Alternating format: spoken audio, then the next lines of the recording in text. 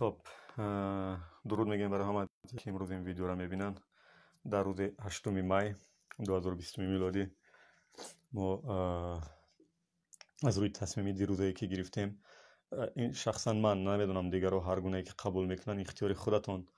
من هر روز به خاطر اون عزیزایی که همین لحظه هایی که ما در خانه آرام و آسوده نشستیم، اونو در کجای دنیا، در هر گوشه تاجیکستان یا بیرون از اون، برای طبابت یک عزیز وقتش قربان کرده است، سلامتیش قربان کرده است. من میخوام هر روز ساعت 8 از تیریزه خانم به بیرون کفکوبی کنم، چون در نزدیکی خانه من بنگاهی تیبی فرودگاه بین المللی دوشنبه است. روزهای اولی که من اینجا به اجاره آمده بودم، من از صدای هواپیماهای این فرودگاه دلگیر شده بودم، ولی امروز هر هواپیمایی که فرود میآید من دیوانه وار میدوم که میبینم از تیریزه که چه هواپیما آمد. و دیروز ویدیویی که ما کشتیم، صدها نفر کف گفتن، زیر ویدیو نظر نوشتن، ولی برای من یک چیز عجیب است که کی ما از دنیای ویرتوالی، از دنیای مجازی به دنیای ریالی میگردیم. عزیزای من، نصیحت نه، هم تو دوستانه واقعانه. دیروز من در یک برنامه تلویزیونی روسیه هم دیدم که یک برنده سابقه دار تلویزیون شبکه یکم روسیه میگفت که ما کی به خاطر طبیبا کف گفتن یاد میگیریم. گفت اروپا را مثال میآورد، ولی ما نمیخوایم که تقلید، ولی همین کاری که ما کرده میتونیم. حالا من برای عزیزایی که از دوستای نزدیک من حالا در بیمارخانه خوابن یا در خانه ها خوابن با هر بیماری، اپای گلبهار سرنده خوبی ما از ولایت سوخت که با مادرش در حصار خوابت، من دو روز باش تماس نگرفتم دیگه، جواب نداد. اکا عبدالرحمن دوستیم و روزنامه‌نگار از اوستا که دیروز دیدم از پستش در قریه بالا خواب است. فرهاد زیکیروف آهنگساز سرشناس کشور با والدینش در یکم سویتسکی، از پستاش معلوم است که خواب است از نوشته هاش. و من از پستو با خبر شدم که شهناز کامل زاده هم با چه بیماری در خانه خواب است. حالی دلشاد الصمدوف هم دوستی ما از رادیوی تاجیکستان و از رسانه ها خواندم و پای شاعره چه بیمارش است و بعدا زنگش زدم نویسم جواب نداد. ای کاش که این هم عزیزای ما هر چیز زودتر صحت شان، اون هم عزیزای شما هم که شاید در روی خط ما گفته ها نیستن، برای همه اون عزیزایی که در این راه جانی سار کردن میگم که خدا روانشان شاد گرداند. و ساعت با وقت دوشنبه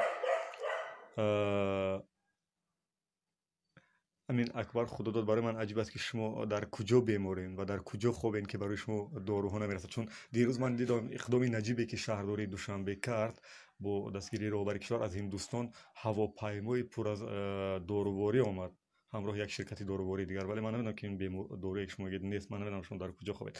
ساعت 8 است. من 30 ثانیه از روی تصمیم و وجدانی که پیش خودم دارم قرض میزنم و اختیار دست شما که روزهای بعدی شما این کفکوبی را دوام میتید یا نه.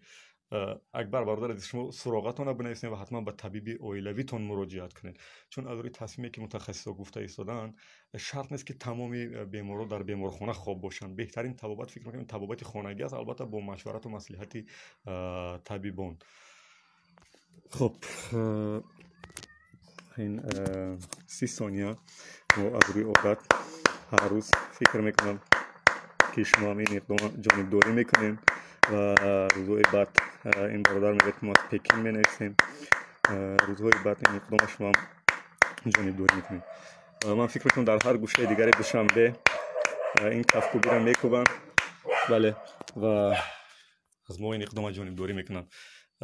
من بسیار تشکر میگم در آخرین ویدیو با دوستای همزبان ایرانی همون که نزدیکترین روزها طبق صحبت‌های تلفنی رهبر دو کشور باید برای کمک کشور بیاین.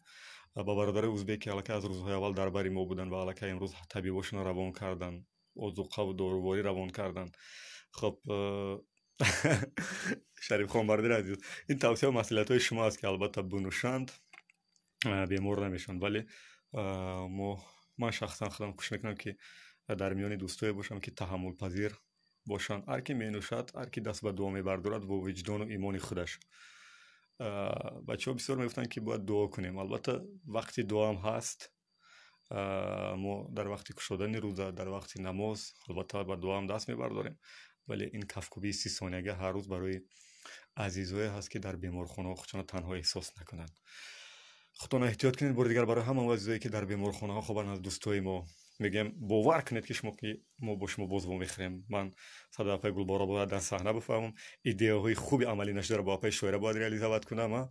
با که عبدالرحمن باید ما پرس کلوب ضبط کنیم، آهنگای خوب از فرهاد زکیروف ما بشنویم و از چند دوستای دیگری هم که شاید در این فهرست نبودند و ولی در بیمارخانه ها خوبن. بهترین تبابت من فکر میکنم که این خودباوری است و روان درمانی. برای کار احتیاط کنید خودتون در خانه بمونین، عاشقانه بمونین، صمیمانه بمونین و خواهش میکنم هر روز اقلا 30 ثانیه کف گفتن برای طبیبا دریغ ندارین و 30 میگابایت همگی صرف میشه. بدرود.